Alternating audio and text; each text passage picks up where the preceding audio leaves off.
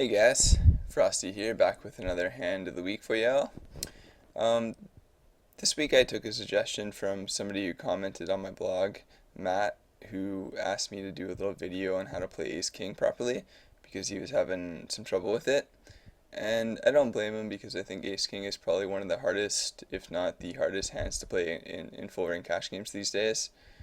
I see a lot of mistakes made with the hand, and yeah, if you guys have more specific suggestions for what you want to see, please just leave me comments on my blog or my Facebook page, and I'll try to address them. I think this is a good one to cover because I think like a few years ago, Ace King was probably a pretty automatic stack off in pretty much all situations.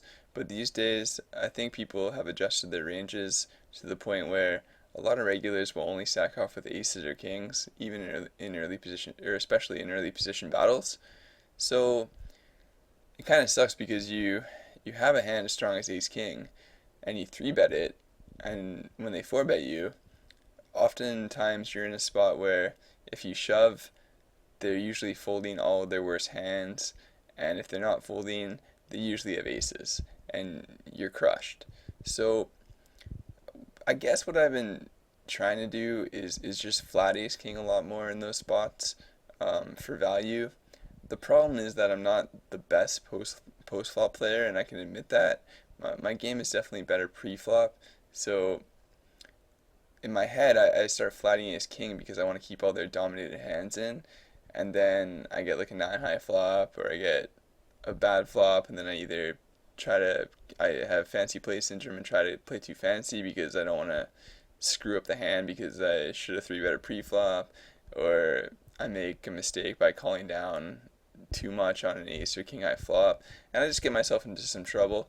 But I think those are mistakes that can be corrected. So I think that the theory is right, that you should be flatting more as opposed to three betting.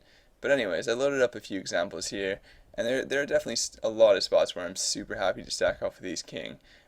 Basically anything in late position, I'm just getting the money in. I think people's ranges are still wide enough that it's fine to get it in with ace king.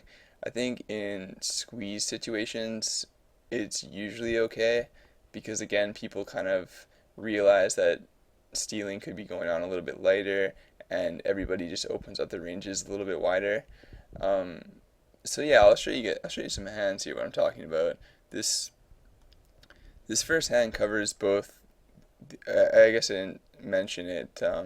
Especially against fishier players, I'm happy stacking with ace king.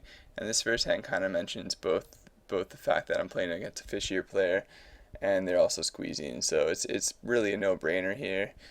We get two regular players flatting behind us, and then we get the fishier player squeezing. Um, I not really sure exactly why I think he's fishier. I just think I don't have very many hands on him, and his bet sizing's a little bit bad. It's a little bit too big. Usually, if you're going to squeeze in this spot, you can get away with a little bit smaller bet sizing, even in out of position. So I really think it's a no-brainer just to shove here. Even if we're folding at all worse hands, we're still winning 24 bucks. There's $7 of dead money in the pot, so even if we're flipping, we're profitable, I think. And yeah, their range is going to be so wide that they could call off with ace queen there, I think, sometimes. And just with no info, I think folding would be way too nitty, and calling doesn't really accomplish much. I mean, um, if they do have a hand like ace queen and the flop comes like 10 high, we're not gonna we're gonna fold when we shouldn't. Um, Basically, if we don't hit an ace, we're losing value. So anyways, there's a whole bunch of reasons where I think shoving is just automatic here. And he calls, and we get a good flop, get a good turn, get a good river, and we outflip his queens. So I think that was pretty standard, and that's usually my line I'm going to take pretty much every time with ace king there.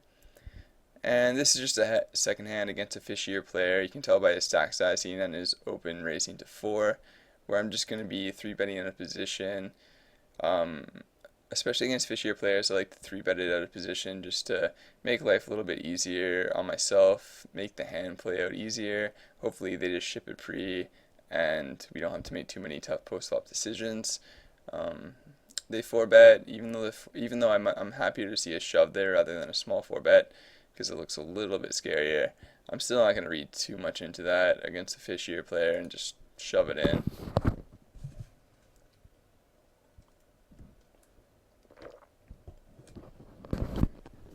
And things work out perfectly as he has ace queen here, and we take it down.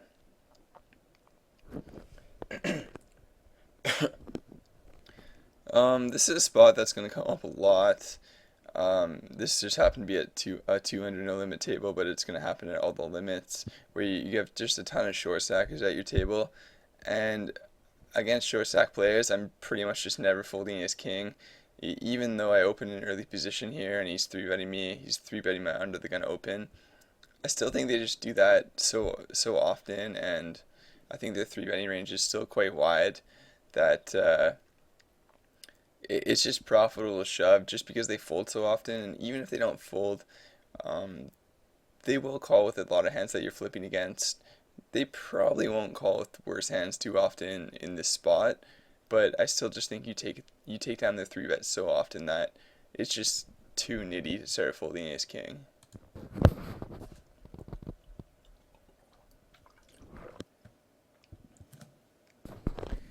And we shove and we get called. And again, we flop pretty well. And we win another flip against ace queen. It also will help you get action in the future if the short stackers see you're willing to stack off with ace king, then they start giving you action with queens and jacks, and then you start stacking them with your own aces and kings when the time happens. So that's another good thing that comes out of shoving there. And pretty much any time in late position, I'm just not going to be folding ace king. I'm going to be looking to stack off with it, even against like full stack regulars. This just happens to be a super easy decision because it's against a shorty. Blind on blind, it's just super automatic. You can see my raising size is ridiculous, but that was just I think it was a table ninja error where the bet sizing was just popped up, and I just raised by accident, which probably actually helped us in this spot because I think he stacks off with king queen, whereas he might do that anyways, but he might not. But yeah, in late position, I'm just not folding this hand. There's just too many resteals going on that it just becomes too nitty. So now here's an example of what I was talking about earlier, where this regular player opens under the gun, and I have ace king off, and I want to 3-bet the hand because it's so strong, but I know that if he 4-bets me and I shove, he's just not going to stack off with worse. If I 3-bet him and he folds, like it's okay, I guess I win 450, but he pretty much folds every hand that's worse. Like I'd much rather flat and keep the hands that I dominate in his range and try to win more money post flop. Also, there's a couple of short stacks at the table which is worth considering because they like to squeeze probably more often than most players, and they're going to be squeezing all kinds of blockers like ace x, Broadway cards, and you can re-shove over their squeeze, and that's quite profitable as well. So there are a couple good things that come from flatting. But again, it is like an option play. I don't think I'm never going to think it's terrible to 3-bet the hand and just try to win the money pre-flop. But yeah, as played, I do flat, and I have been doing this play more often, I think. And we get an ace high flop, which is great, because they're pretty much going to be c-betting their entire range. So I can pretty much expect him to c-bet everything there that he opens with. For those reasons, I'm just going to call. My hand's strong, but it's not quite good enough to stack off with. If all the money goes in here, you're going to be up against a set just so often at the time, or like a huge draw like 8-9 suited. So I call. Turn comes to 6. He bets out again. I'm not like super concerned at this point, but I'm starting to get a little bit concerned. And I don't think we have any other play than just to call and probably fold to a spade river. And he checks, and we check it back for showdown, and he had ace queen. So that was basically the ideal situation there. I think this last hand is just going to demonstrate the problems that come with flatting. Again, same spot, same reasons why I'm flatting pre. But now we get a 10 high flop, and we completely missed. And now I feel like, oh man, I should have 3-bet this hand and just tried to take it down pre. was try to salvage this hand by getting a little bit too fancy with the ace of club blocker. So that raise, which to be fair to me, will work a decent amount of the time, especially with the ace blocker. I think that it's a reasonable raise as long as I'm willing to continue on a club turn and club river. That was basically my plan, to bet the turn if it was a club and shove the river, try to represent the flush and get a fold. But he called, and the turn is a pretty bad turn to fire on, I think, just because there's a lot fewer hands that I was repping on the flop that beat him. I'd pretty much just have to rep pocket tens, and he might not buy it, and the river is obviously terrible too. He's just never gonna fold any overpair, and so I just have to check it down, and he had aces, so I mean, I don't know.